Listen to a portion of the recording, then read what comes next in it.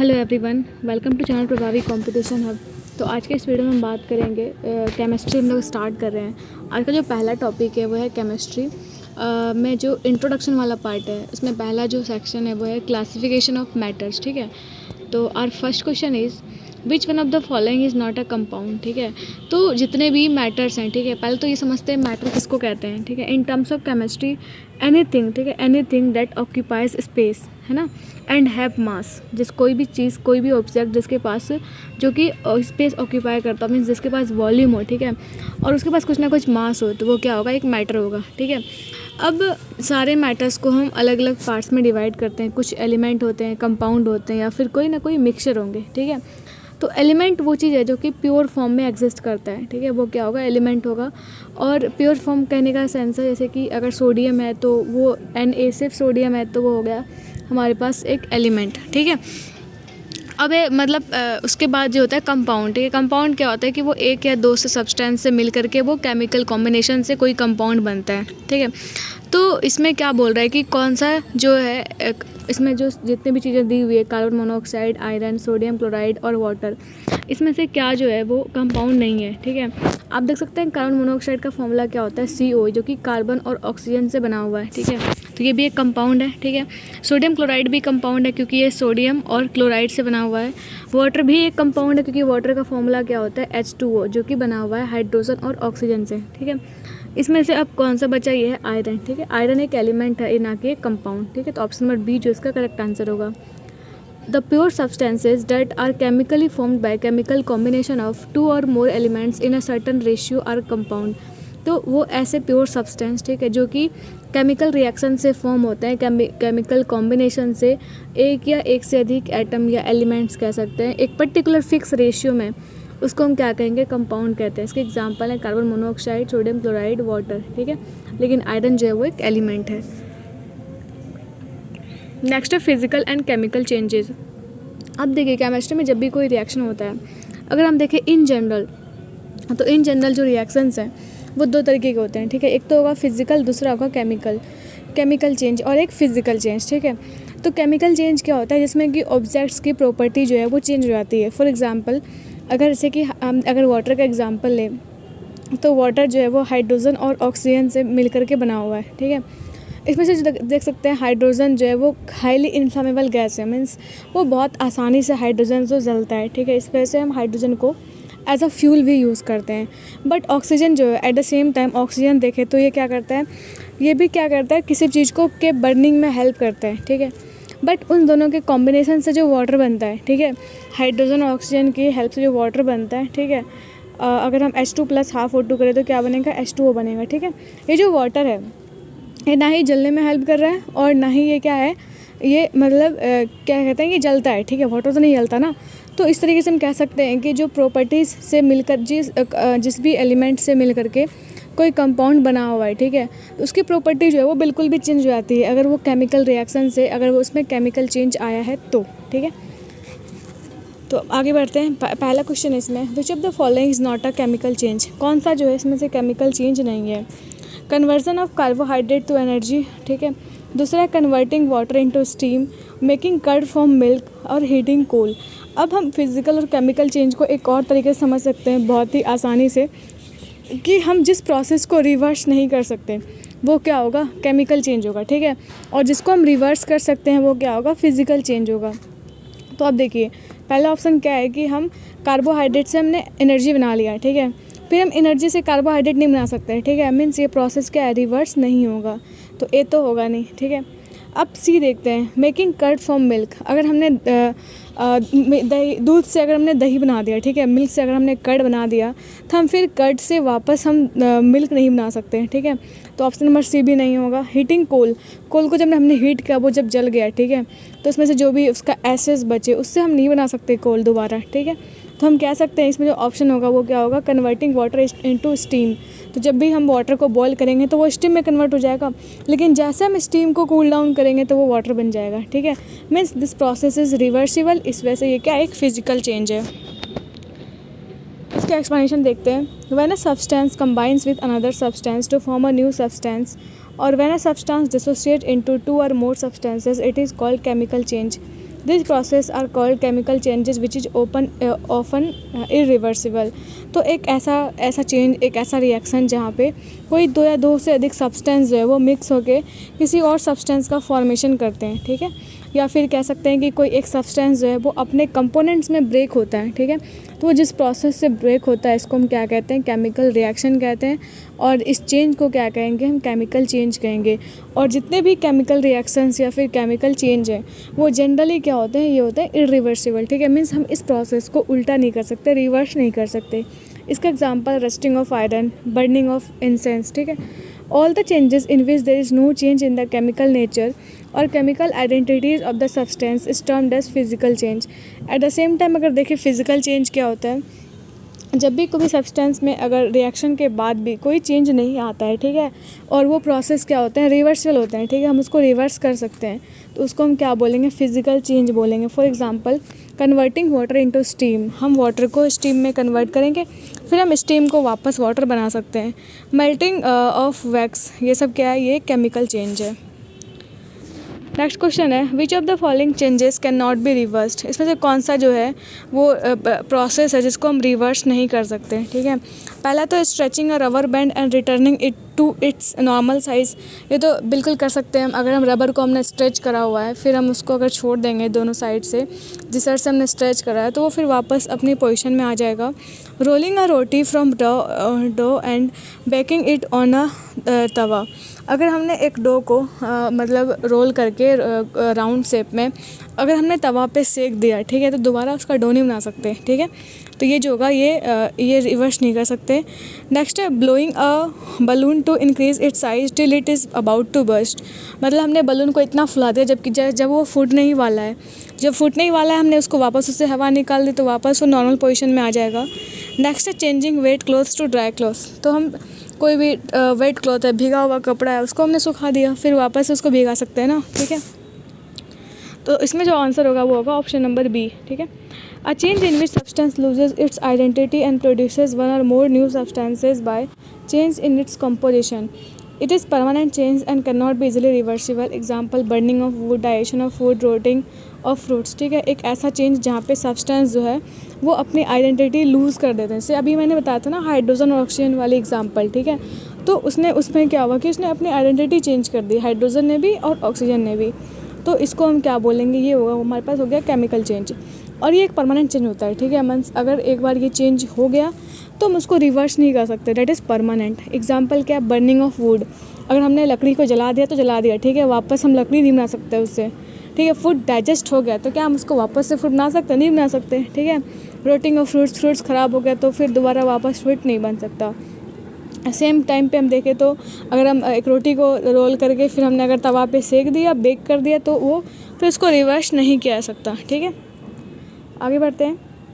Which of the following is a chemical change. बोल रहा है इसमें से कौन सा केमिकल चेंज है। तो बस आपको ध्यान नहीं रखना है कि जिसको हम रिवर्स कर सकते हैं वो केमिकल चेंज है, फिजिकल चेंज है जिसको हम रिवर्स नहीं कर सकते वो क्या होगा, केमिकल चेंज होगा। यहाँ पे देखते हैं expansion of substance on heating. अगर कोई सब्सटेंस जो है वो हीट करने के बाद क्या हुआ, एक्सपेंड हुआ, उसको ठंडा करेंगे तो नॉर्मल हो जाएगा ना वो चीज़। फिर है बॉइलिंग ऑफ मिल्क, मिल्क को बॉयल करा हमने, रिवर्स तो कर सकते हैं, ठंडा भी तो कर सकते हैं उसको। Crushing of a can, can को क्रश कर दिया तो वापस उससे कैन बन सकता है, ठीक है। आपने एग्जांपल सुना होगा बॉटल में वो ढक्कन जो है वो डालना चाहिए, ठीक है, तो वो वैसे वो भी निकल जाता है बट स्टिल वो रिवर्स हो सकता है, ठीक है। अब है बर्निंग ऑफ वुड। तो बर्निंग ऑफ वुड क्या है, केमिकल चेंज है, क्योंकि एक बार लकड़ी जल गया तो जल गया, ठीक है। नेक्स्ट टॉपिक है हमारे पास डाल्टन्स एटॉमिक थ्योरी, ठीक है। अब इनिशियल फेज़ में क्या हुआ, जब हम केमिस्ट्री के स्टार्ट हुई, जब केमिस्ट्री के बारे में जब साइंटिस्ट ने मतलब पढ़ना है, फिर डिस्कवरी स्टार्ट हुई, इन्वेंशन होने लगे, तो इसमें जो है पहले जो थ्योरी आया सबसे पहला वो था डाल्टन एटॉमिक थ्योरी, ठीक है। क्योंकि किसी भी सब्सटेंस का जो है कह सकते हैं उस टाइम ये मानना था कि जो स्मॉलेस्ट पार्टिकल है वो है एटम, बट अभी तो हम जानते हैं उससे भी स्मॉलेस्ट होता है ना इलेक्ट्रॉन, प्रोटॉन, न्यूट्रॉन, ठीक है। तो फर्स्ट क्वेश्चन है इसमें, who among the following is considered as the father of modern atomic theory. तो जो हमारा मॉडर्न एटॉमिक थ्योरी है, ठीक है, इसके फादर कौन कहे जाते हैं, ठीक है। तो ये हमारे जॉन डाल्टन, ठीक है। जॉन डाल्टन जो है वो father of modern atomic theory है। John Dalton 1766-1844 was an English chemist and physicist. John Dalton जो है वो एक इंग्लिश केमिस्ट और फिजिसिस्ट थे। He taught maths and natural philosophy at Manchester Academy. He is best known for his atomic theory and research in color blindness. तो ये जो है इन्होंने मैथ्स और ये कह सकते हैं नेचुरल फ़िलासफ़ी और इसके काफ़ी अच्छे कह सकते हैं ये मतलब स्कॉलर टाइप के थे. He is best known for his atomic theory and research in colour blindness. John Dalton was known as the father of modern atomic theory. और जॉन डाल्टन को ही क्या कहते हैं, father of modern atomic theory भी कहते हैं. In 1803, he speculated that all atoms of a given element are identical in size and mass. तो इनके अकॉर्डिंग जितनी भी कोई भी सब्सटेंस जितने भी एटम से बना हुआ है, ठीक है, वो सारे क्या होंगे, आइडेंटिकल होंगे और सेम साइज सेम मास के होंगे. नेक्स्ट क्वेश्चन है, who propose that all matters were composed of atoms that are individual and indestructible building blocks. किसने ये बोला कि जितने भी एटम्स हैं, मतलब जिस कोई भी सब्सटेंस जितने भी एटम से बना हुआ है, ठीक है, उन एटम्स को हम फर्दर डिवाइड नहीं कर सकते. मीन्स उस एटम्स को हम और क्लासीफाई नहीं कर सकते. अगर वो वही स्मॉलेस्ट है, एटम ही स्मॉलेस्ट है, तो उसको हम दोबारा कैसे करेंगे, ठीक है, वो मतलब डिवाइड कैसे करेंगे, ठीक है. और इसलिए क्या है कि एटम्स जो है वो इंडिविजुअल है और इंडिस्ट्रक्टिबल है, ठीक है. तो ये किसने कहा था, ये कहा था जॉन डाल्टन है, ठीक है. तो ऑप्शन नंबर बी जो इसका करेक्ट आंसर होगा. According to John Dalton atomic theory, each element is made up of very smallest particle. They are indestructible, is called an atom or atomic shapes. Properties of an element are similar but atomic sizes and properties are different. तो John Dalton के according क्या हुआ कि ये जो जितने भी element के जो स्मॉलेस्ट पार्टिकल है वो क्या है, एटम होता है. और हम इसको नेकेड आई से मीन्स खुली आंखों से नहीं देख सकते और इसको हम फर्दर डिवाइड भी नहीं कर सकते, ठीक है. नेक्स्ट टॉपिक है हमारे पास मॉलिक्यूलर और एटॉमिक वेट. तो मॉलिक्यूलर और एटॉमिक वेट, ठीक है. What is the molecular weight या फिर molecular mass of nitric acid. तो नाइट्रिक एसिड का जो है वो मॉलिक्यूलर मास क्या होता है, ठीक है. तो आपको एटलीस्ट 20 तक तो जो जितने भी एलिमेंट है, ठीक है, उन सब का तो ये क्या कहते हैं, एटॉमिक नंबर तो पता होना ही चाहिए, ठीक है.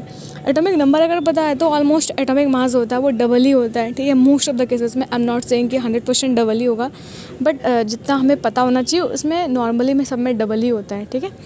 तो अब हम देखें HNO3, ठीक है.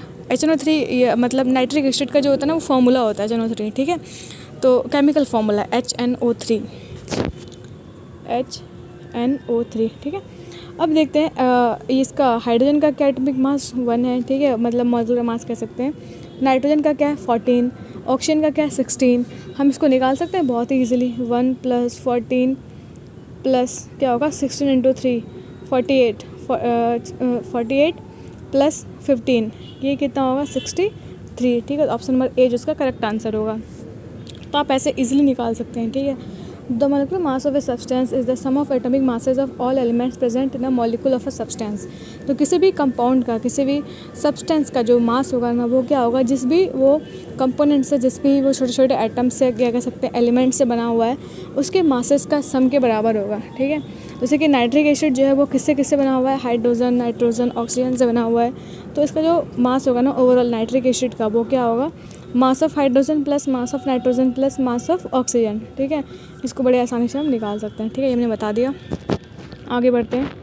Which of the following can be defined as the smallest particle of an element that is capable of independent existence. तो इसमें से बोल रहा है कि कौन सा ऐसा स्मॉलेस्ट पार्टिकल है, ठीक है, जो कि इंडिपेंडेंट, जिसके पास एग्जिस्टेंस है, ठीक है. बट अगर यहाँ पे इंडिपेंडेंट एग्जिस्टेंस नहीं होता तो आंसर दूसरा होता है, ठीक है. जैसे कि अगर इंडिपेंडेंट एग्जिस्टेंस नहीं है तो स्मॉलेस्ट क्या होगा, इलेक्ट्रॉन, प्रोटॉन, न्यूट्रॉन, ये फंडामेंटल पार्टिकल्स होते हैं, यही क्या होंगे, स्मॉलेस्ट होंगे. लेकिन अगर यहाँ पे बोल दिया है कि कौन सा जिसमें कि जो है जिसकी इंडिपेंडेंट एग्जिस्टेंस है, तो इसमें अब आंसर क्या होगा, मॉलिक्यूल. क्योंकि मॉलिक्यूल से कुछ भी छोटा हो तो वो इंडिपेंडेंटली एग्जिस्ट नहीं कर सकता, ठीक है. तो ऑप्शन नंबर डी उसका करेक्ट आंसर होगा. Molecule is the smallest particle of matter that is found in free state in nature. तो मॉलिक्यूल जो है वो स्मॉलेस्ट पार्टिकल है जो कि मैटर में फ्री स्टेट में पाया जाता है, but does not participate in chemical reaction. तो मॉलिक्यूल्स जो है वो केमिकल रिएक्शन में पार्टिसिपेट नहीं करते हैं. मॉलिक्यूल्स जो है वो ब्रेक होते हैं एटम्स में, फिर एटम्स जो है वो केमिकल रिएक्शन में पार्टिसिपेट करते हैं, ठीक है. नेक्स्ट क्वेश्चन है, mass of a hydrogen atom is how many times the mass of an electron. तो हाइड्रोजन एटम का जो मास है वो इलेक्ट्रॉन के मास से कितने टाइम्स होता है, ठीक है. तो ये होता है 1837 times. The mass of a hydrogen atom is 1837 times of an electron.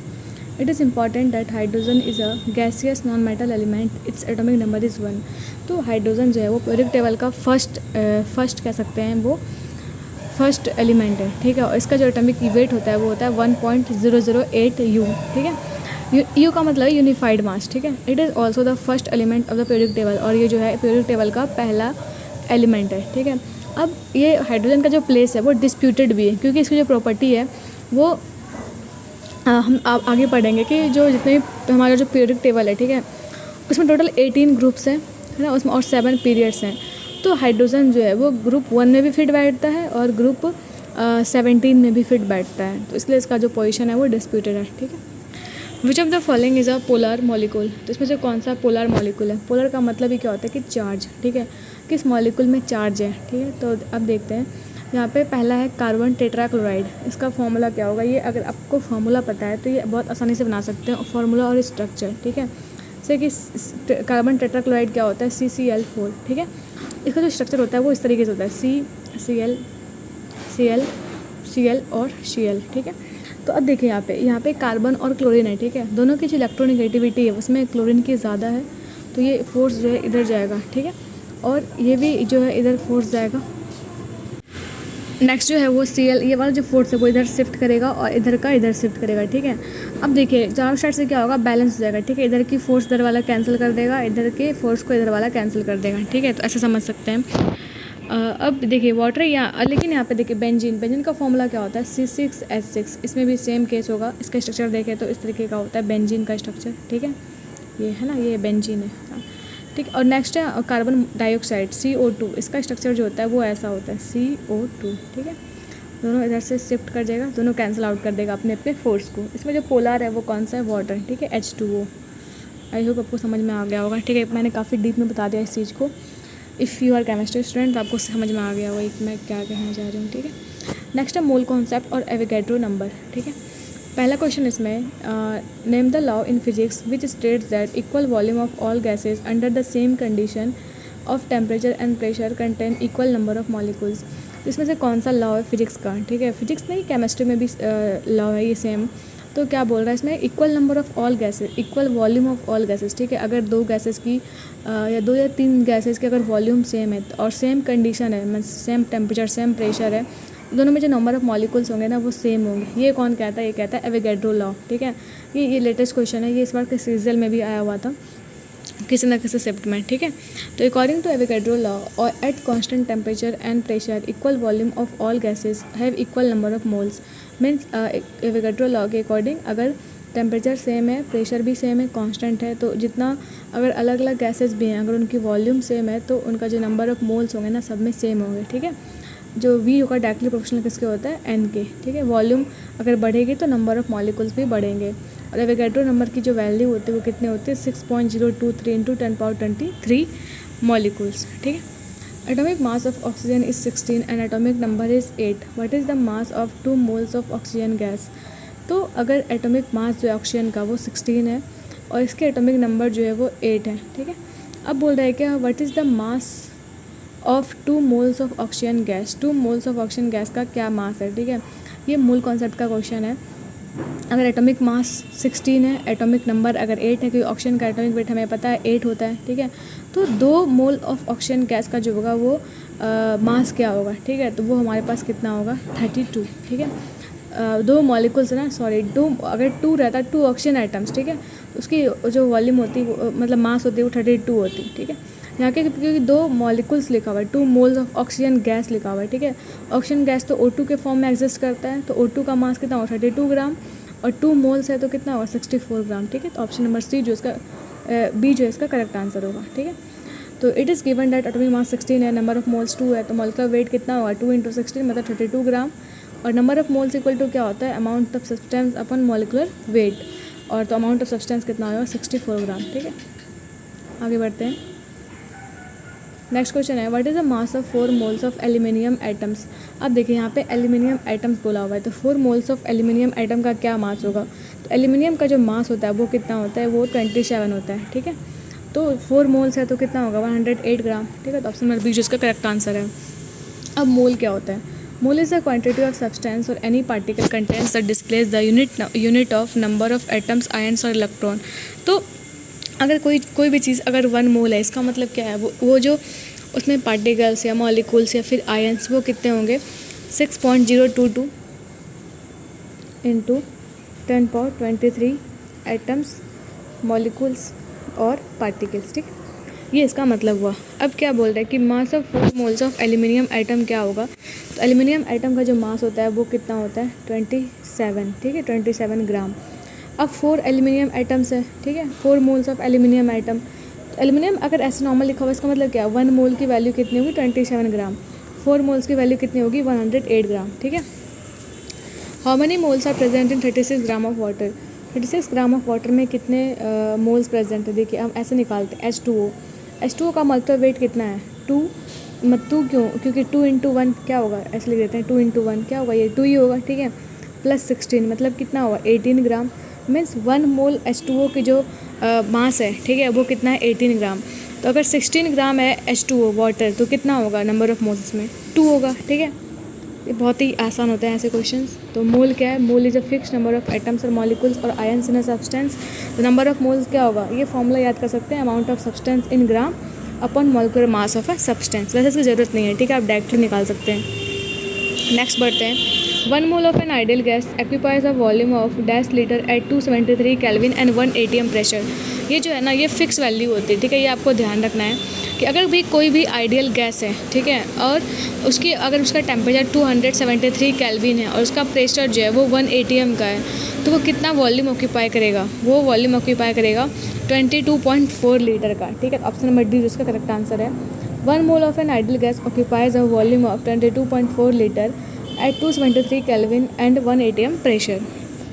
आगे बढ़ते हैं, नेक्स्ट टॉपिक है metals, non metals and metalloids. ठीक है, पहला क्वेश्चन है इसमें, विच of the following element is a metalloid. इसमें से कौन सा जो है वो मेटलॉइड है। ठीक है, तो मेटलॉइड क्या होता है, देखिए एक तो होता है मेटल, दूसरा होता है नॉन मेटल, तीसरा क्या होता है, मेटलॉइड। ठीक है, सबकी अलग अलग प्रॉपर्टीज़ हैं। तो लेकिन आप ध्यान रख सकते हैं, अगर किसी को पीरियोडिक टेबल पता है, ऐसे आगे इसमें होगा, तो इसमें 18 ग्रुप्स हैं। ठीक है, तो ये जो बीच में होता है ना, उसको कहते हैं ट्रांजिशन एलिमेंट्स। ठीक है, इस साइड जो होते हैं एलिमेंट्स, उसको क्या कहते हैं हम, मेटल्स होते हैं। ठीक है, नॉर्मली इतने इधर जो होता है वो उसको क्या कहते हैं, मेटल्स। मेटल्स की कुछ फिक्स प्रॉपर्टीज़ हो गई, लाइक वो सॉलिड फॉर्म में जनरली एग्जिस्ट करते हैं। आई एम सेइंग जनरली, ठीक है, क्योंकि ऐसे एग्जांपल हम देखें, मरकरी Hg जो वो लिक्विड फॉर्म में होता है, तो ये एक्सेप्शन है। ठीक है, और अगर हम देखें इसका मेटल जो होता है वो डक्टाइल होता है, मिलिएबल होता है, उसको सीड में कन्वर्ट कर सकता है। ठीक है, और टेंसाइल होता है। ये कुछ प्रॉपर्टीज़ हैं मेटल्स की।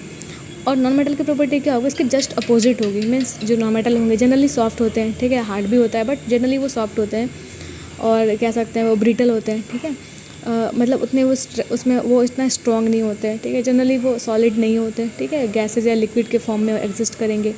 और मेटलॉइड जो होता है ना, वो उसकी जो पोजीशन है वो भी मेटल और नॉन मेटल के बीच में ही होती है। और इसका जो प्रॉपर्टी होता है मेटलॉइड का, वो भी मेटल और नॉन मेटल के बीच का ही होता है। ठीक है, मीन्स ये बीच वाला है मेटलॉइड। अब देखते हैं यहाँ पे टीन का जो कभी कभी एटॉमिक सिंबल भी पूछ सकता है। टीन की जो एटॉमिक सिंबल होती है वो क्या होती है, Sn। ठीक है, फॉस्फोरस हो गया, बिस्मिथ हो गया, और सिलिकॉन है। इसमें से बोल रहा है कौन सा एक मेटलॉइड है, तो ये सिलिकॉन जो है वो एक मेटलॉइड है। ठीक है, elements that have properties of both metals and non metals are called metalloid. एक ऐसे एलिमेंट्स जिनकी प्रॉपर्टी जो है मेटल्स और नॉन मेटल के साथ मैच करती है, उसको हम क्या कहते हैं, मेटलॉइड कहते हैं। Metalloids often contain boron, silicon, germanium, antimony, arsenic और पोलिनियम। नेक्स्ट क्वेश्चन है, which among the following is a non metal. इसमें से कौन सा जो है वो नॉन मेटल है। एल्यूमिनियम इज़ मेटल, मैग्नीशियम भी मेटल है, पोटेशियम भी मेटल है, लेकिन नाइट्रोजन जो है वो एक नॉन मेटल है। ठीक है, तो ऑप्शन नंबर बी जिसका करेक्ट आंसर होगा। आगे बढ़ते हैं, तो non metals are those which lack all the metallic characters ना। अभी मेटेलिक कैरेक्टर्स मतलब क्या हुआ, वो जनरली सॉलिड नहीं होंगे। ठीक है, मेटल्स होते हैं वो अच्छे कंडक्टर होते हैं, they are good conductors, but ऐसा नॉन मेटल के केस में नहीं है, वो जनरली इंसुलेटर होते हैं या फिर बैड कंडक्टर होंगे। ठीक है, और they are mostly gases and sometimes liquid. जो नॉन मेटल्स हैं वो मोस्टली क्या होते हैं, लिक्विड होते हैं। ठीक है, या तो गैसेस होंगे। Most are gases like hydrogen, oxygen, helium. ठीक है, ये सब क्या है, नॉन मेटल है, और ये गैसेस फॉर्म में एग्जिस्ट करते हैं। वन इज़ लिक्विड, जैसे मैंने बताया था ना कि मेटल में भी एक एक्सेप्शन है, जैसे कि मरकरी। ठीक है, Hg, और इसको पारा भी कहते हैं। वो क्या एक्सेप्शन है, क्योंकि वो मेटल होने के बावजूद भी लिक्विड फॉर्म में एग्जिस्ट करता है। ठीक है, वैसे ही सेम देखें यहाँ पे तो नॉन मेटल में भी जो एक नॉन मेटल है जो कि लिक्विड फॉर्म में एग्जिस्ट करता है वो है ब्रोमीन, ठीक है। कुछ सॉलिड भी होते हैं नॉन मेटल में, एग्जांपल है carbon, phosphorus, sulphur, selenium and iodine. Next है which one of the following features is not shown by metals. तो मेटल्स में से जो कौन से प्रॉपर्टी जो है वो शो नहीं करते। तो मेटल जो है वो can be pounded into shape, इसका शेप चेंज किया जा सकता है, ठीक है। मेटल्स को वायर में कन्वर्ट कर सकते हैं, ठीक है। ये इलेक्ट्रिसिटी को या फिर हीट को कंडक्ट करता है मेटल्स, लेकिन ये डल नहीं होते, जनरली ब्राइट होते हैं, ठीक है मेटल्स। जैसे एग्जांपल देखें तो सिल्वर हो गया, Ag है ना, Au, ये सारे, ये गोल्ड है, ये सिल्वर है, ये सारे क्या है, या फिर Hg देखें, ये सारे क्या है, मेटल है, बट ये काफ़ी ब्राइट होते हैं, ठीक है। Metals have the quality of reflecting light from its surface and can be polished. They are not dull but lustrous, ठीक है। lustrous मतलब क्या, ब्राइट, ठीक है। नेक्स्ट टॉपिक है mixer and methods of separating the mixture. तो अलग अलग हम मिक्सचर के बारे में देखेंगे और उसका जो मिक्सर को सेपरेट करने का जो मेथड है वो क्या होता है ये देखेंगे। पहला क्वेश्चन है a drop of food colouring spreading out in a cup of water is an example of. अगर हम एक कप ऑफ वाटर में अगर हम कोई फूड कलरिंग सब्सटेंस अगर डालते हैं, फूड कलर अगर डालते हैं तो वो पूरा स्प्रेड कर जाएगा। इसका क्या रीज़न है? इसका रीज़न है डिफ्यूज़न, ठीक है। When two liquids naturally form a new homogeneous mixture, when they are mixed together, this action is called diffusion. जब भी कोई दो लिक्विड जो है नेचुरली एक दूसरे में मिक्स हो जाते हैं, ठीक है, और एक होमोजेनियस सॉल्यूशन का फॉर्मेशन करते हैं। होमोजेनियस का मतलब क्या होगा कि अगर वाटर में हमने फूड कलर मिक्स कर दिया तो हम ऐसे आइडेंटिफाई नहीं कर पाएंगे कि कौन सा वाटर का मॉलिक्यूल है और कौन सा कलर पार्टिकल्स है, ठीक है। तो ये उसको कहेंगे होमोजेनियस, ठीक है। और हेट्रोजेनियस क्या होता है? इसमें कि हम उसके कंपोनेंट्स को इजीली आइडेंटिफाई कर पाएंगे। फॉर एग्जांपल अगर हमने वाटर में अगर हमने सैंड डाला हुआ है ना, सैंड या फिर कह सकते छोटे छोटे स्टोन के अगर पेबल्स डाले हुए हैं तो हम इसको आसानी से आइडेंटिफाई कर सकते हैं कौन सा स्टोन है और कौन वाटर है, ठीक है। For example when a few drops of ink is put in liquid the colour of entire water become similar to the colour of the ink due to diffusion of the particles present in the ink. अगर हम कभी भी water या फिर कह सकते हैं किसी भी सॉल्यूशन में अगर हम एक कोई सब्सटेंस, कलरिंग सब्सटेंस अगर डालते हैं तो पूरा जो मिक्सचर है ना वो क्या हो जाएगा, सेम कलर का हो जाएगा उस इंक के स्प्रेड होने से। This process continues until a homogeneous mixture of water and ink is formed. और जो प्रोसेस है मिक्सिंग का तब होगा जब तक कि एक होमोजेनियस मिक्सचर फॉर्म नहीं हो जाएगा वाटर और इंक के बीच में। नेक्स्ट क्वेश्चन है which of the following is a heterogeneous mixture. मैंने बताया भी हेट्रोजेनियस मिक्सचर क्या होता है, जिसमें से हम आसानी से उसके कंपोनेंट्स को हम आइडेंटिफाई कर पाएँ, ठीक है। तो इसमें भी एक कैच है, देखिए यहाँ पे ऑप्शन जो दिए हुए हैं वो है solution, suspension, both solution and suspension और निदर सॉल्यूशन नॉर सस्पेंसन। तो सॉल्यूशन में ही क्या होता है, सॉल्यूशन में एक हेट्रोजेनस हो सकता है और होमोजेनियस हो सकता है, ठीक है। लेकिन अगर सिर्फ सॉल्यूशन लिखा हुआ है तो हम उसको होमोजेनियस ही मानेंगे। अगर होमोजेनियस है तो वो तो हेट्रोजेनियस नहीं होगा ना। सस्पेंसन में क्या होता है, सस्पेंसन में नॉर्मली हम क्या करते हैं उसके पार्टिकल्स को बहुत ही आसानी से आइडेंटिफाई कर सकते हैं, ठीक है, सस्पेंसन में। तो इसका जो ऑप्शन होगा वो ऑप्शन नंबर बी जो इसका करेक्ट आंसर होगा, ये तो होगा नहीं, ठीक है। तो आगे बढ़ते हैं। हेट्रोजेनियस मिक्सचर क्या होता है? It is a type of mixture which contains physically distinct parts and have non uniform composition. तो हेट्रोजेनियस मिक्सचर क्या होगा कि एक ऐसा मिक्सचर, ठीक है, जो कि फिजिकली डिस्टिंक्ट पार्ट है, मतलब उसमें उसमें क्या है कि मतलब स्टोन अगर डाले या वाटर डाल, दोनों की प्रॉपर्टी तो बिल्कुल अलग है, ठीक है। इसके एग्जांपल है dust particle in air, oil and water, ठीक है। तो ये बिल्कुल ही दिख जाएंगे, हमें फिजिकली दिख जाएंगे, मतलब उसको अलग करने के लिए या फिर उसको ये देखने के लिए कि दोनों अलग हैं, यानी हमें कोई केमिकल प्रोसेस की ज़रूरत भी नहीं पड़ेगी, ठीक है। नेक्स्ट है suspension. A suspension is a heterogeneous mixture in which the solid particles not dissolve but remain suspended through out the medium. अब सस्पेंसन क्या होता है? सस्पेंसन एक हेट्रोजेनियस मिक्सचर है, ठीक है। इसमें सॉलिड पार्टिकल्स हैं वो डिजॉल्व नहीं करते, लेकिन वो क्या होता है, सस्पेंडेड होते हैं। सस्पेंडेड का मतलब क्या हुआ, या ऊपर या नीचे जो होते हैं वो जमा हो जाते हैं, ठीक है, ऐसे बिल्कुल मिक्स नहीं होते। एग्जाम्पल इसका ऐसे solution of chalk and water, smoke in atmospheric air. Next question है what is a process called when the heavier component settles down after adding water to the mixture. अगर हम कोई भी एक वाटर है, मान लेते हैं वाटर सॉल्यूशन है, इसमें अगर हमने स्टोन डाल दिया इसमें, ठीक है, तो ये जो है वो क्या होगा, क्योंकि हैवी पार्टिकल्स हैं वो स्टोन्स के, तो वो क्या होगा, ये जो नीचे जो सरफेस है ना वहाँ पे वो बैठ जाएगा, जमा हो जाएगा, ठीक है। इस प्रोसेस को हम क्या कहते हैं, इसको कहते हैं सेडिमेंटेशन, ठीक है। क्या कहते हैं इसको? सेडिमेंटेशन। आगे बढ़ते हैं। तो when a heavier component settle down at the bottom after adding water to the mixture, this process is known as sedimentation, ठीक है। Which of the following is not advisable as the process of separation of components of the mixture. तो mixture के components को अलग करने के लिए कौन सा जो है वो एक एडवाइजेबल मतलब कह सकते हैं प्रोसेस नहीं है, ठीक है। सेडिमेंटेशन तो यूज़ कर सकते हैं, फॉर एग्जांपल अगर वाटर में अगर स्टोन के पार्टिकल्स मिक्स हैं, स्टोन अगर हमने डाल दिया गलती से, तो वो फ़िल्टर हो जाएगा खुद ब खुद, क्योंकि वो सेडिमेंटेशन हो जाएगा। फ़िल्टर भी हम कर सकते हैं बड़े आसानी से। फॉर एग्जांपल अगर हमने शरबत बनाया है, उसमें अगर नींबू के कुछ बीज रह गए, सीड्स रह गए, तो हम उसको आराम से फ़िल्टर कर सकते हैं ना, ऐसा करते भी हैं। डिकेंटेशन भी एक प्रोसेस है फ़िल्टर करने का ही, ठीक है। लेकिन विनोइंग नहीं कर सकते। विनोइंग में क्या होता है कि हम कोई भी एक बहुत ही लाइट चीज़ों को, लाइक अगर आप गांव से होंगे आपको तो पता होगा, ठीक है। पैडी में अगर हम जब धान होता है, ठीक है, पैडी जब होता है तो हम उसको विनोइंग से ही क्या करते हैं, उसको जो जिसमें एक्चुअल में जिसमें कि राइस नहीं होता उसको हम अलग कर देते हैं, ठीक है, विनोइंग प्रोसेस से। As per the context of separation of mixture winnowing is not advisable, ठीक है। तो विनोइंग जो है वो एक कह सकते हैं ये एडवाइस नहीं करते हैं अगर हमें लिक्विड को सेपरेट करना हो, ठीक है।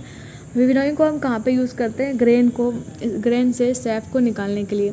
To separate components of a mixture filtration is used. Next question है, dash the process of allowing particles in suspension in water to settle out of the suspension under the effect of gravity. तो gravity के अंदर जब हम कोई भी चीज़ अगर हम लिक्विड या फिर सब्सटेंस को अगर हम सेपरेट करते हैं तो उस प्रोसेस को हम क्या कहते हैं, उसको कहते हैं सेडिमेंटेशन। क्योंकि अगर हैवियर पार्टिकल्स अगर नीचे सेटल हो रहे हैं, है ना, सरफेस पे, इसका मतलब क्या हुआ, वो ग्रेविटी की वजह से ही तो नीचे जा रहे हैं ना, ठीक है। तो इसको हम क्या कहेंगे, सेडिमेंटेशन कहते हैं, ठीक है। तो सेडिमेंटेशन एक ऐसा प्रोसेस है जहाँ पे पार्टिकल्स जो हैं वो वाटर में जो सस्पेंडेड हैं वो सस्पेंशन में नीचे सेटल हो जाते हैं, ठीक है, बिकॉज ऑफ ग्रेविटी। और the particles that settle out from the suspension become sediment and the water treatment is known as sludge. तो जो भी पार्टिकल्स है वो नीचे जमा हो जाते हैं, ठीक है, उस सेडिमेंटेशन प्रोसेस से, उसको हम क्या कहते हैं, सेडिमेंट कहते हैं। और इस तरीके के वाटर फिल्ट्रेशन को हम क्या कहते हैं, स्लज कहते हैं। क्या कहते हैं, स्लज, ठीक है।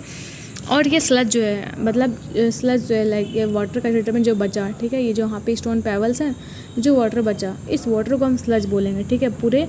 हम पूरे मिक्सचर को स्लज नहीं बोलेंगे, ठीक है। तो नेक्स्ट टॉपिक है हमारे पास change in state of matter.